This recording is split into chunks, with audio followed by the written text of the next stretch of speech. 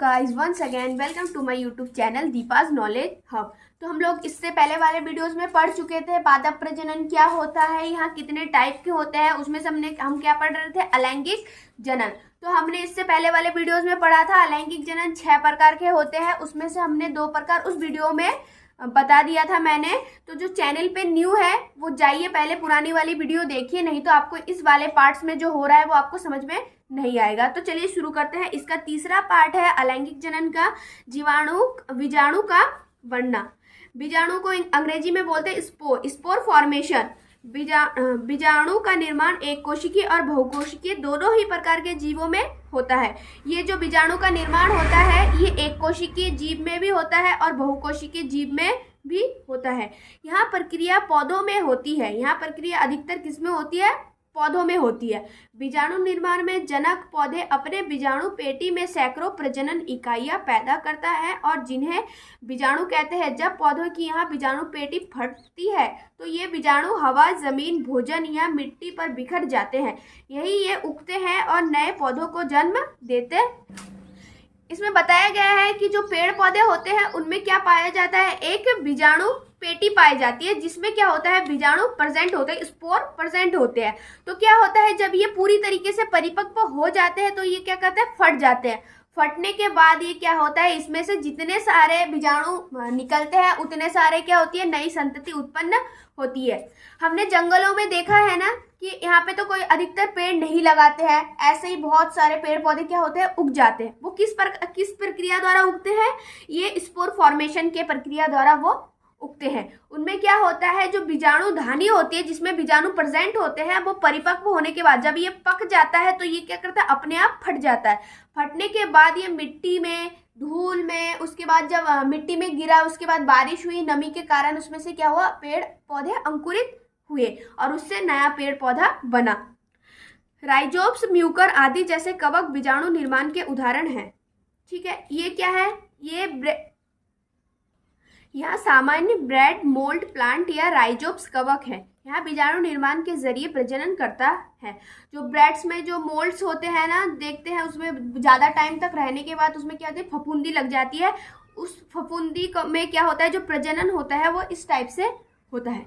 इसके बाद हमारा चौथा है पुनर्जनन, रीजेनरेशन। पुनर्जनन मतलब पुनः किसी जीव का जन्म लेना, उसको क्या बोलते हैं, पुनर्जनन। इसमें क्या होता है, पुनर्जनन प्रजनन की अलैंगिक विधि है।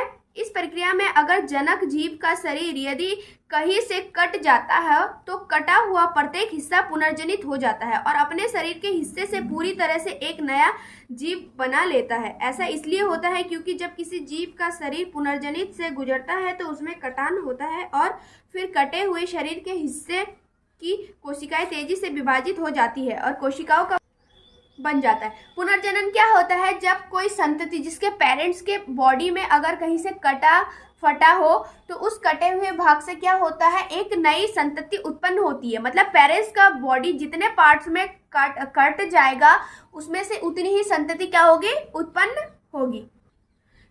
ये कोशिकाएं इसके बाद अपने अंगों और शरीर के हिस्सों के निर्माण के लिए उचित स्थानों पर पहुंच जाती है। पुनर्जनन पौधों और जानवरों दोनों में होती है।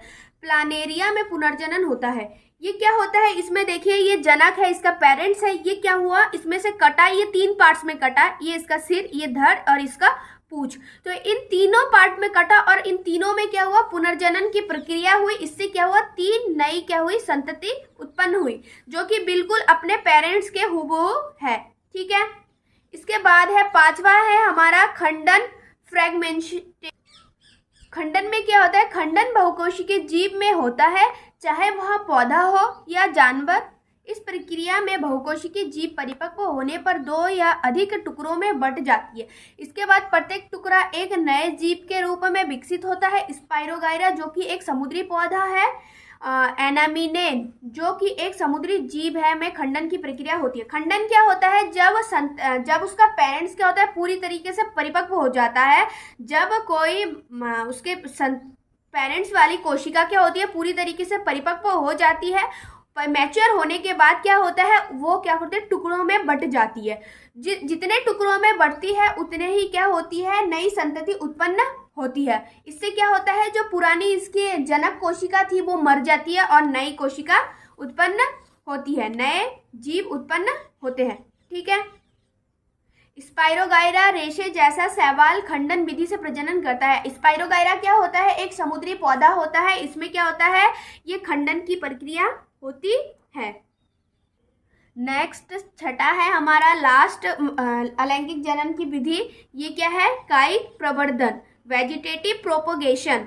ये होता क्या है वेजिटेटिव प्रोपेगेशन? इस प्रक्रिया का अलैंगिक प्रजनन सिर्फ पौधों में होता है। ये क्या होता है, सिर्फ पौधों में ही यहाँ प्रक्रिया होती है। कायिक प्रवर्धन में पुराने पौधों के हिस्से जैसे तना, ठीक है, तना, जड़ आदि से क्या होते हैं, कायिक प्रवर्धन में पुराने पौधे के हिस्से जैसे तना, जड़ और पत्ती का प्रयोग नए पौधे को उगाने में किया जाता है।